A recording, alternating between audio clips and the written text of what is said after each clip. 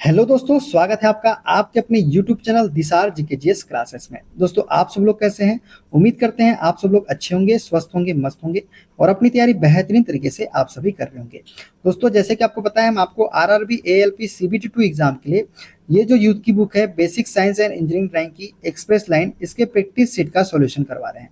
जिसमें दोस्तों आज हम आपको प्रैक्टिस सेट नंबर 6 करवाने वाले हैं। इसके पहले हमने आपको 5 सेट करवा दिया है।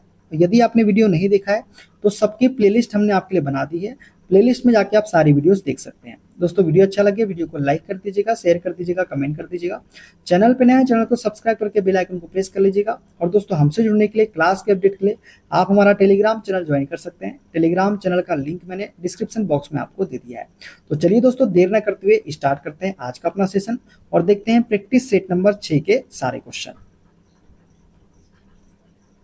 पहला क्वेश्चन दोस्तों, वह आकृति जिसके शीर्ष के फेस लंबाई के बराबर है वह क्या कहलाती है? तो दोस्तों, वह आकृति जिसके शीर्ष के फेस लंबाई के बराबर होते हैं वह जो है समकोण ठोस आकृति कहलाती है। क्या कहलाती है? समकोण ठोस आकृति। वह आकृति जिसके शीर्ष के फेस लंबाई के बराबर होते हैं वह समकोण ठोस आकृति कहलाती है। क्या कहलाती है? समकोण ठोस आकृति। ठीक है, देखते हैं अगला क्वेश्चन। इनमें से कौन सी धातुओं का उपयोग विद्युत तार बनाने के लिए किया जाता है? तो दोस्तों, कौन सी धातु का उपयोग विद्युत तार बनाने के लिए करते हैं? तो दोस्तों, तांबा का उपयोग जो है ना, ये विद्युत तार बनाने के लिए किया जाता है। तो ऑप्शन नंबर सी इसका करेक्ट आंसर हो जाएगा। दोस्तों, तांबे का उपयोग विद्युत तार बनाने के लिए किया जाता है। यह एक तन्य धातु है जिसका प्रयोग विद्युत के चालक के रूप में किया जाता है। तांबा विद्युत तथा उष्मा का दोनों ही किसका दोनों मतलब विद्युत का भी और उष्मा का भी क्या होता है? सुचालक होता है तांबा। ठीक है, देखते हैं अगला क्वेश्चन। दो चालक समान दिशा में धारा ले जाने पर डैश होता है। दोस्तों, जब भी दो चालक समान दिशा में धारा ले जाते हैं तो क्या करते हैं? चालक एक दूसरे को आकर्षित करते हैं। जब भी दो चालक समान दिशा में धारा ले जाते हैं तो वे एक दूसरे को क्या करते हैं? आकर्षित करते हैं। दोस्तों, जब दो चालक समान दिशा में धारा ले जा रहे होते हैं तो उनके बीच आकर्षण बल लगता है तथा जब दो चालक समान में विपरीत दिशा में धारा को ले जाते हैं जब दो चालक विपरीत दिशा में धारा को ले जाते हैं तब उनके बीच प्रतिकर्षण बल लगता है। समान दिशा में आकर्षण बल, विपरीत दिशा में प्रतिकर्षण बल। ठीक है, देखते हैं अगला क्वेश्चन।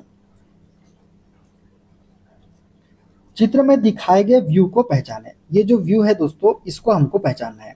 तो ये है दोस्तों हमारा आइसोमेट्रिक व्यू। कौन सा? आइसोमेट्रिक व्यू जो है, ये जो व्यू है, चित्र है, इसमें ये व्यू दिखाया गया है। कौन सा? Isometric view.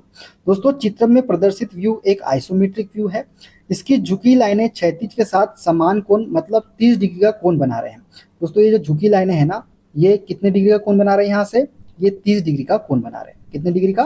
30 डिग्री का। और तीनों फेस प्लेन के साथ समान कोण बना रहे हैं।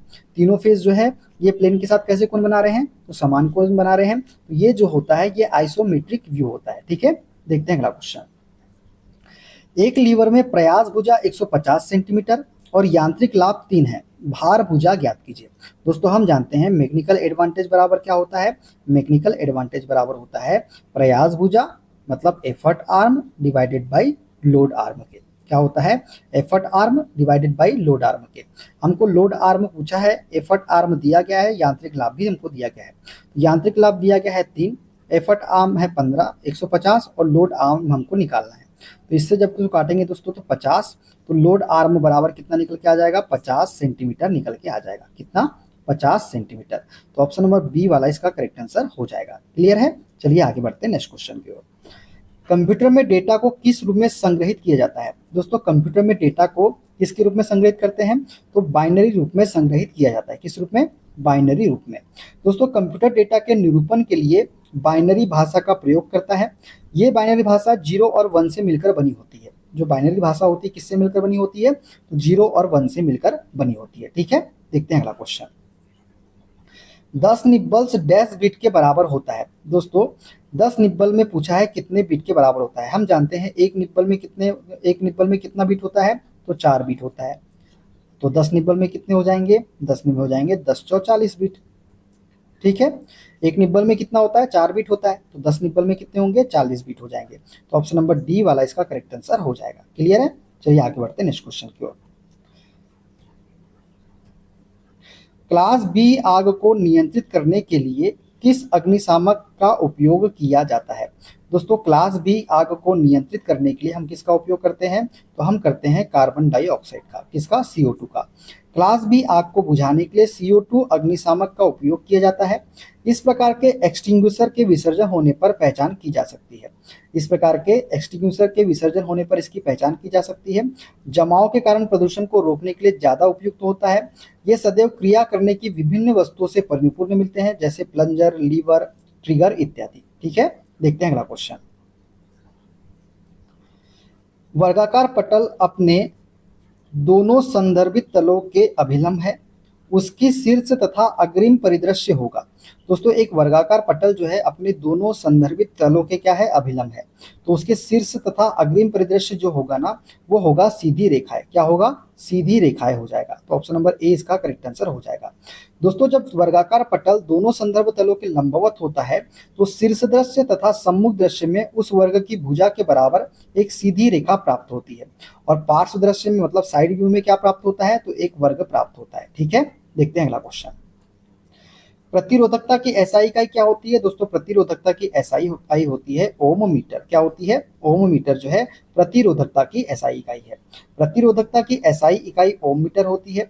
पदार्थ की प्रतिरोधकता चालक की प्रकृति और तापमान पर निर्भर करती है। जो पदार्थ की प्रतिरोधकता होती है किस पर निर्भर करती है? तो चालक की प्रकृति पर और तापमान पर। ठीक है, देखते हैं अगला क्वेश्चन। निम्न में से कौन सा एक SI मात्रक नहीं है? तो SI मात्रक बताइए दोस्तों। कैलोरी है क्या? नहीं।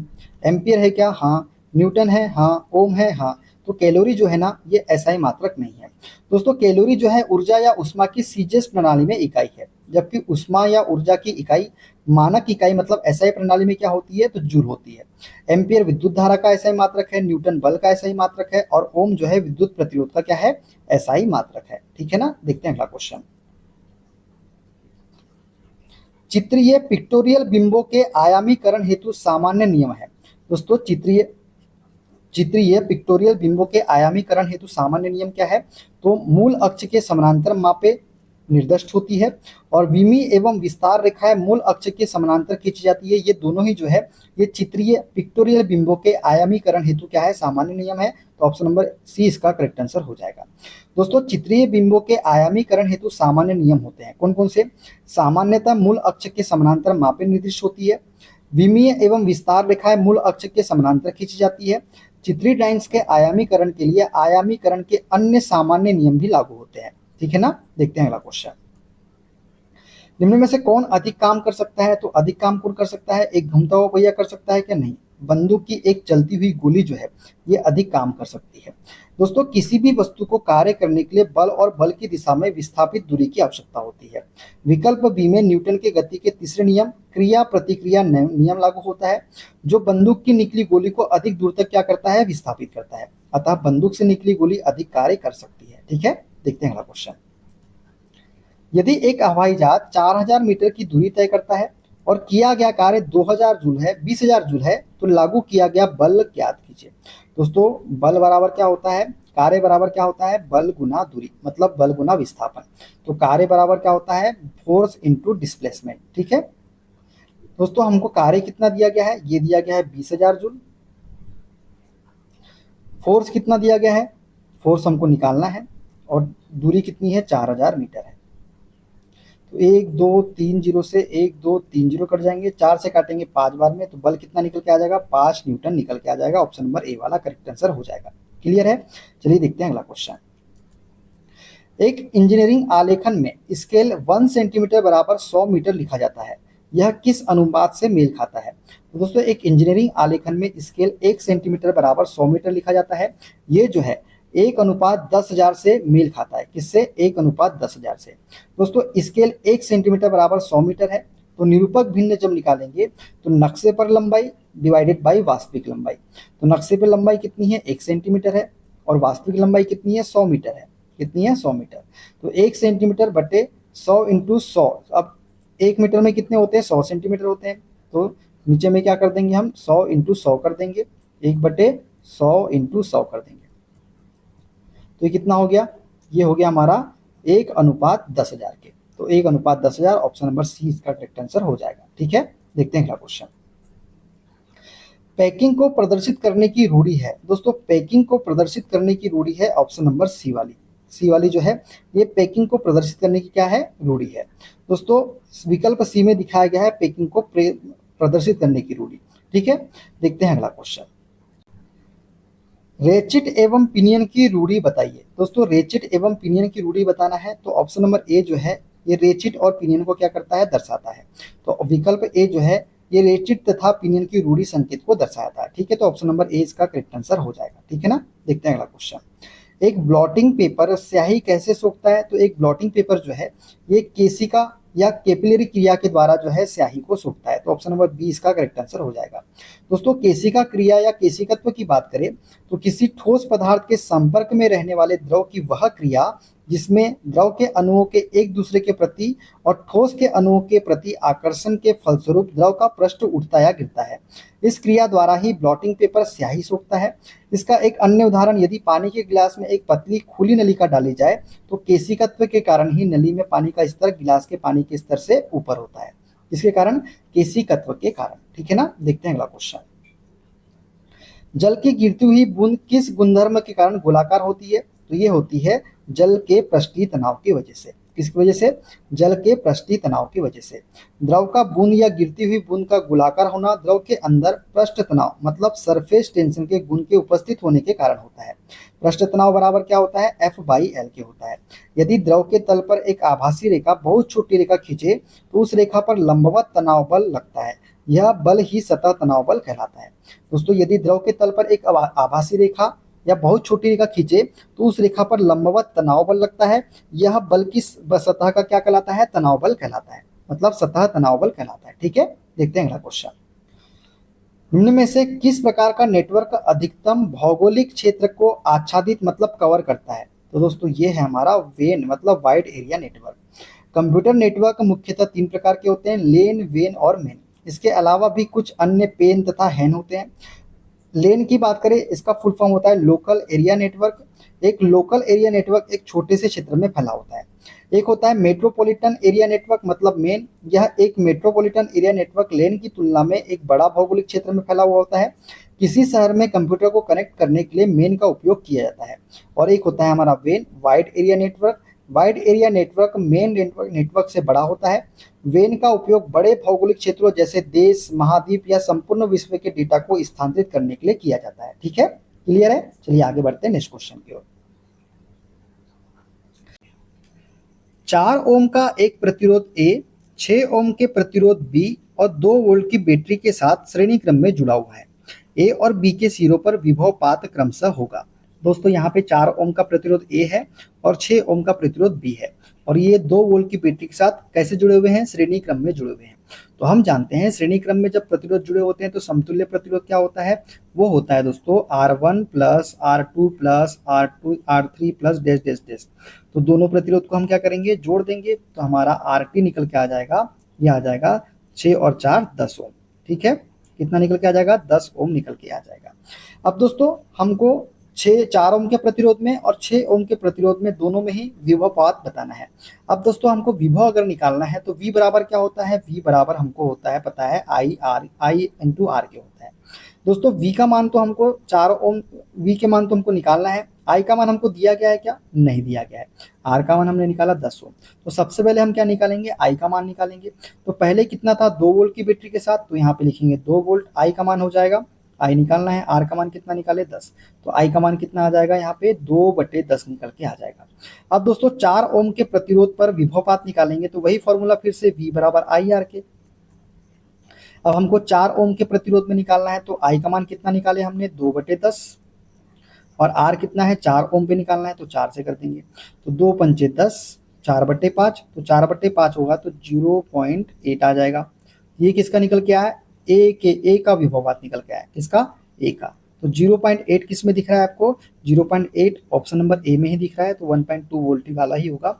और एक इसमें भी दिख रहा है, लेकिन 0.8 सबसे पहले आ रहा है तो 0.8 वाला ही पहले आंसर लेंगे, बाद में नहीं। अब दूसरे में हम बी पे निकालेंगे तो वही बी में निकालना है, V बराबर IR के। V बराबर आई आर के। V का मान हमको निकालना है, I का मान कितना है 2/10 है और R कितना है यहाँ पे 6 ओम है, तो 6 से मल्टीप्लाई, तो कितना हो जाएगा 2 पंचे 10, तो 6/5, तो 6/5 करेंगे तो 1.2 वोल्ट, तो 1.2 वोल्ट और 0.8 वोल्ट, ऑप्शन नंबर डी इसका करेक्ट आंसर हो जाएगा। क्लियर है? चलिए आगे बढ़ते हैं नेक्स्ट क्वेश्चन की ओर। निम्न में से किसमें धारा के प्रवाह के विरोध की शक्ति न्यूनतम होती है? तो दोस्तों एक सुचालक में जो है धारा के प्रवाह की विरोध की शक्ति क्या होती है? न्यूनतम होती है। ठीक है दोस्तों, एक सुचालक में धारा के प्रवाह के विरोध की शक्ति क्या होती है? न्यूनतम होती है। ऐसा पदार्थ जिनमें विद्युत धारा या विद्युत आवेश आसानी से प्रभावित हो जाता है वो सुचालक कहलाते हैं। जैसे कॉपर हो गया, एल्यूमिनियम हो गया, चांदी हो गया, सोना हो गया, निकिल हो गया, ये सभी क्या है? सुचालक है। ठीक है, देखते हैं अगला क्वेश्चन। निम्न में से कौन सी मापनी एक दूसरे के स्थान पर प्रयोग किया जा सकता है? तो दोस्तों कौन सी मापनी है जिसे एक दूसरे के स्थान पर प्रयोग किया जा सकता है? तो उसे हम बोलते हैं विकर्ण मापनी तथा वर्नियर मापनी।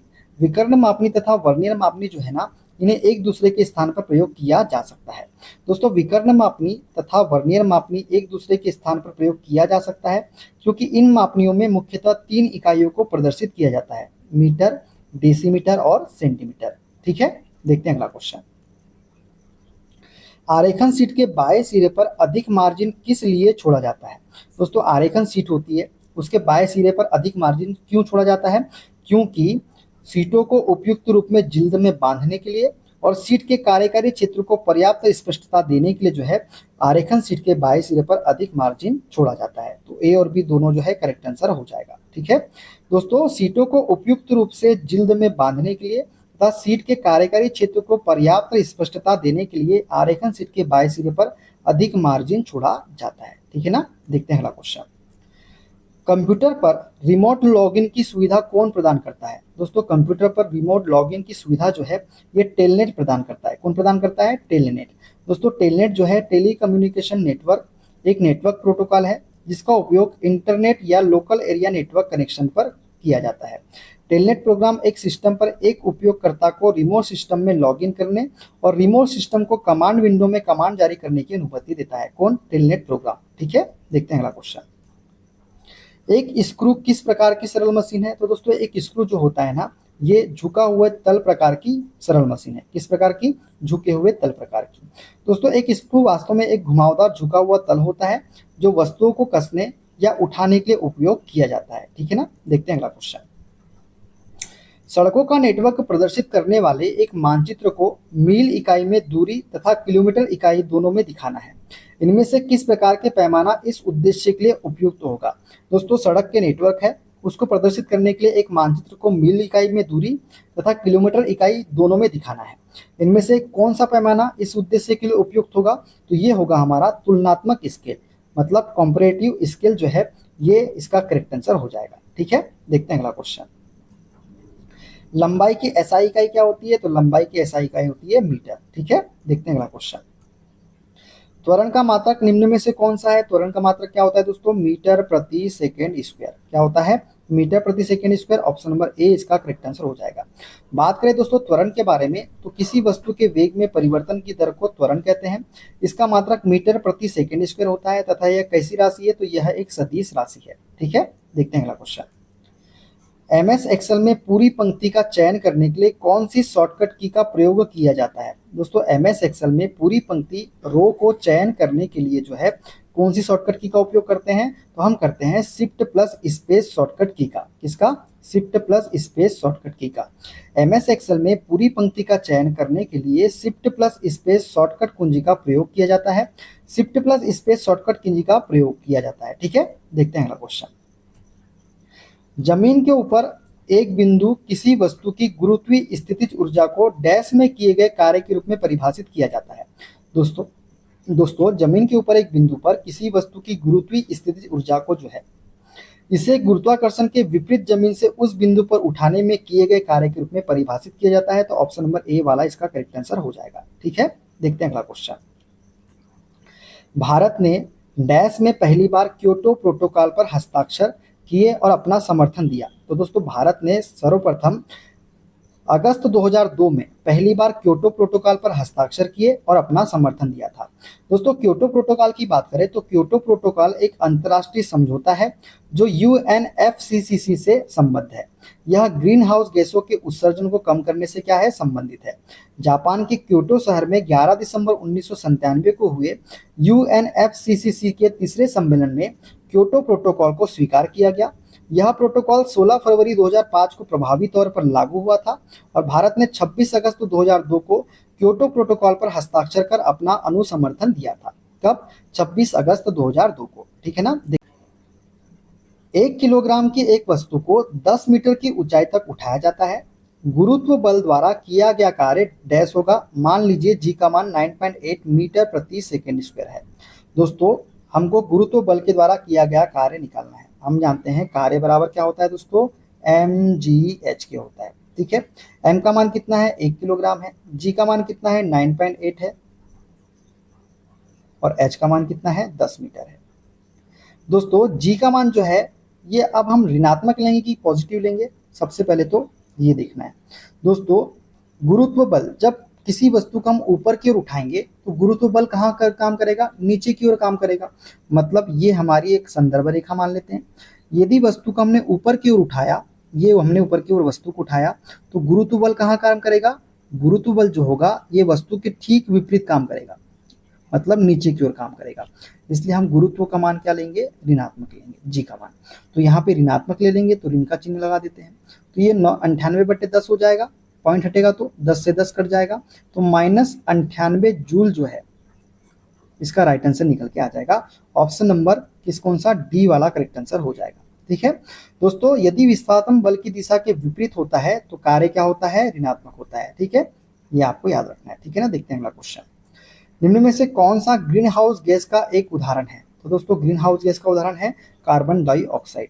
दोस्तों वे गैसें जो वायुमंडल में ऊष्मा को रोक लेती है ग्रीन हाउस गैसें कहलाती है। ग्रीन हाउस गैसों के अंतर्गत carbon dioxide, methane, nitrous oxide तथा ओजोन आदि गैसें आती है। किसके अंतर्गत, ग्रीन हाउस गैसों के अंतर्गत। ठीक है ना, देखते हैं अगला क्वेश्चन। विद्युत ऊर्जा का वाणिज्यिक मात्रक क्या होता है। दोस्तों विद्युत ऊर्जा का वाणिज्यिक मात्रक होता है किलोवाट घंटा। क्या होता है, किलोवाट घंटा होता है। ठीक है ना, देखते हैं अगला क्वेश्चन। एक सॉफ्टवेयर यूजर इंटरफेस सुविधा जो उपयोगकर्ता को अंतिम परिणाम के साथ कुछ भी देखने की अनुमति देता है जब दस्तावेज तैयार किया जा रहा है।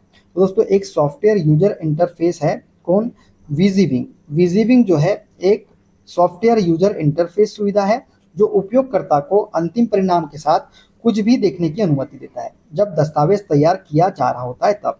दोस्तों कोई भी ऐसा सिस्टम जिसमें जो संपादक और निर्माताओं को करते समय स्क्रीन पर दिखाई पड़ता है, ठीक वैसा ही पढ़ने या देखने वालों को स्क्रीन पर या छपने पर बाद में दिखाई पड़ता है। इस प्रकार की सुविधा को विजिविंग क्या बोलते हैं, विजिविंग WYSI सॉफ्टवेयर द्वारा प्रदान किया जाता है। किसके द्वारा, विजिविग सॉफ्टवेयर के द्वारा। ठीक है, देखते हैं अगला क्वेश्चन। वायुमंडल में उच्च स्तरों पर स्थित ओजोन अणु पर कार्यरत यूवी विकिरण का एक उत्पाद है। दोस्तों वायुमंडल के उच्च स्तरों पर स्थित ओजोन अणु पर कार्यरत यूवी विकिरण का एक उत्पाद है हमारा ऑक्सीजन। कौन सा, ऑक्सीजन। तो ऑप्शन ए इसका करेक्ट आंसर हो जाएगा। दोस्तों वायुमंडल के उच्च स्तरों पर स्थित ओजोन ऑक्सीजन अणु पर कार्यरत यूवी विकिरण का एक उत्पाद है। ओजोन की बात करें O3 की तो ऑक्सीजन के 3 परमाणुओं से मिलकर बनता है ये एक हल्के नीले रंग की तीव्र गंध वाली विषैली गैस होती है। कौन, ओजोन। ठीक है ना, देखते हैं अगला क्वेश्चन। नवीन और नवीकरणीय ऊर्जा मंत्रालय के अनुसार कुल अनुमानित क्षमता में से 95% से अधिक व्यावसायिक रूप से दोहन योग्य पवन संसाधन भारत के कितने राज्यों में संकेंद्रित है। दोस्तों नवीन और नवीकरणीय ऊर्जा मंत्रालय के अनुसार कुल अनुमानित क्षमता में से 95% से अधिक व्यावसायिक रूप से दोहन योग्य पवन संसाधन भारत के जो है 7 राज्यों में संकेंद्रित है। इस पे 7 राज्यों में। ठीक है, तो ऑप्शन ए इसका करेक्ट आंसर हो जाएगा। ठीक है ना, देखते हैं अगला क्वेश्चन। 20 न्यूटन का एक बल एक वस्तु को 2 मीटर विस्थापित कर देता है और 20 जूल कार्य करता है। तो बल और विस्थापन के बीच कोण हमको बताना है। दोस्तों हम जानते हैं कार्य W बराबर क्या होता है, ये होता है FD cos थीटा के। क्या होता है, FD cos थीटा के। दोस्तों कार्य का मान कितना दिया गया है हमको, तो कार्य दिया गया है 20 जूल। ठीक है, F का मान कितना दिया गया है, F का मान हमको दिया गया है 20 न्यूटन। D का मान कितना है, 2 है और cos थीटा मतलब हमको यही तो निकालना है, cos थीटा। ठीक है। तो 20 से 20 कट जाएगा दोस्तों, तो ये हो जाएगा 1/2 बराबर कॉस थीटा के। और हम जानते हैं कॉस 60 की वैल्यू जो होती है ना वो 1/2 होती है। क्या होती है? 1/2 होती है। तो 60 is the correct answer, option number A वाला हो जाएगा। ठीक है, देखते हैं अगला क्वेश्चन। एक पोर्टर जमीन से 12 किलोग्राम सामान उठाता है और उसे जमीन से 1.5 मीटर ऊपर अपने सिर पर रखता है। सामान पर उसके द्वारा किए गए कार्य की गणना करें। तो कार्य बराबर क्या होता है? m इंटू जी इंटू एच के। m का मान कितना है दोस्तों? 12 दिया गया है। g का मान हमको 10 लेना है और h का मान कितना है? ये दिया गया है 1.5। तो 15/10 में इसको लिख लेता हूँ। 10 से 10 कट जाएगा। 15 दूनी 30 की शून्य, हासिल का है 3, 15 एकम 15, 15 और 3 18, तो 180 जूल इसका करेक्ट आंसर हो जाएगा। ठीक है, देखते हैं अगला क्वेश्चन।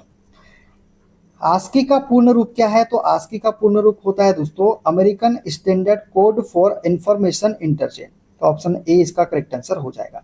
दोस्तों आस्की का पूर्ण रूप American standard code for information interchange होता है।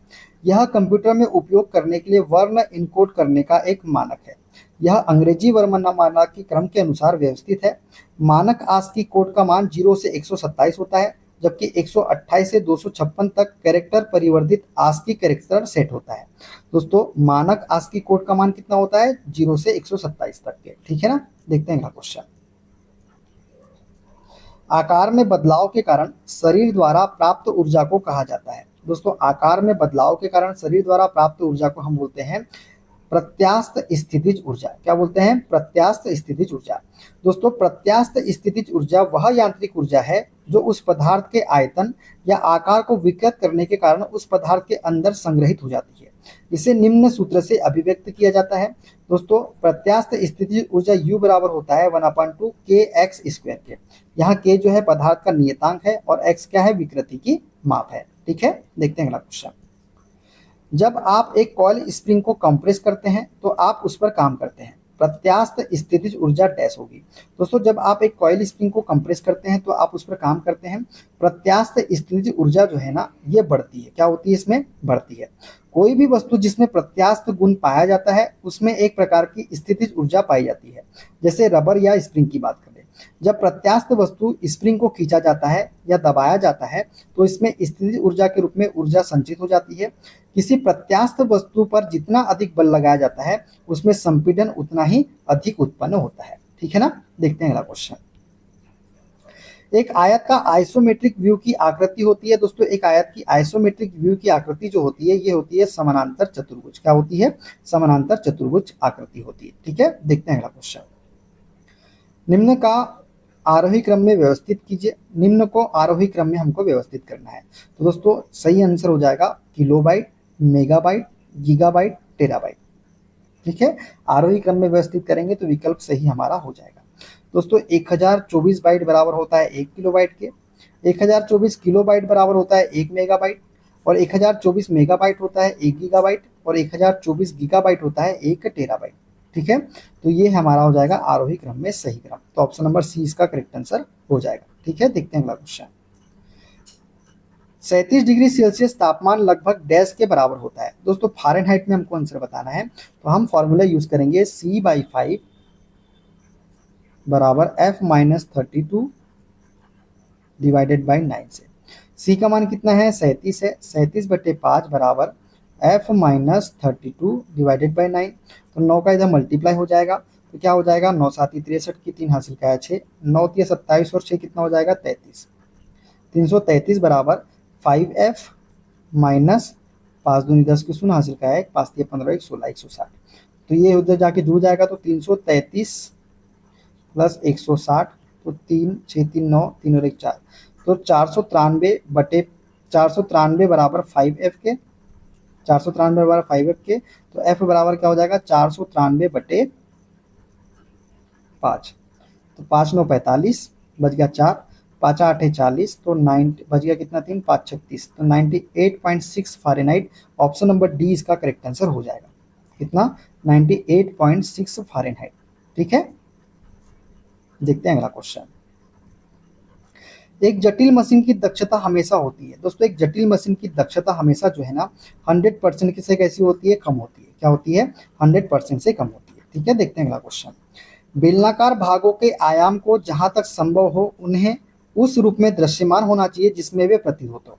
तो दोस्तों बेलनाकार भागों के आयाम को जहां तक संभव हो उन्हें उस रूप में दृश्यमान होना चाहिए जिसमें प्रतीत होते हैं, तो वह है आयताकार रूप में। किसमें? आयताकार रूप में। बेलनाकार भागों को सामने से देखने पर आयत दिखेगा, इसलिए विकल्प सी सही हो जाएगा। ठीक है, देखते हैं अगला क्वेश्चन।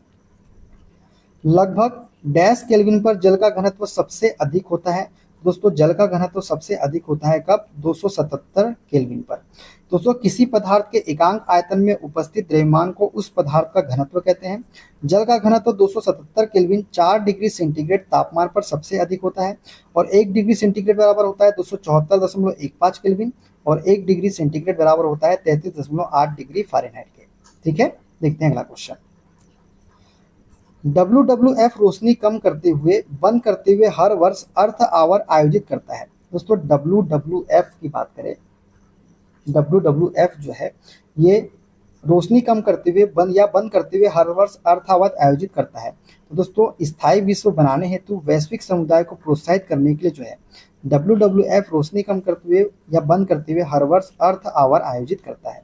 दोस्तों अर्थ आवर से वैश्विक जलवायु के प्रति जागरूकता, ग्लोबल वार्मिंग पर नियंत्रण तथा ऊर्जा बचत के लिए world wide fund for nature की पहल पर शुरू किया गया। इसे पहली बार वर्ष 2007 में ऑस्ट्रेलिया के सिडनी शहर में मनाया गया था। इसके अंतर्गत सभी अनावश्यक लाइटों को 60 मिनट के लिए क्या किया गया था? बंद किया गया था। भारत इस अभियान में पहली बार वर्ष 2009 में शामिल हुआ था। कब शामिल हुआ था? वर्ष 2009 में भारत हमारा देश शामिल हुआ था। ठीक है, देखते हैं अगला क्वेश्चन। सॉरी दोस्तों, ये थे हमारा लास्ट क्वेश्चन। वीडियो कैसा लगा दोस्तों कमेंट बॉक्स में जरूर बताइएगा। वीडियो अच्छा लगे वीडियो को लाइक कर दीजिएगा, शेयर कर दीजिएगा, कमेंट कर दीजिएगा। चैनल पे नए हैं चैनल को सब्सक्राइब करके बेल आइकन को प्रेस कर लीजिएगा। मिलते हैं दोस्तों अगले वीडियो में, अपना ख्याल रखिए। Okay, bye bye, take care.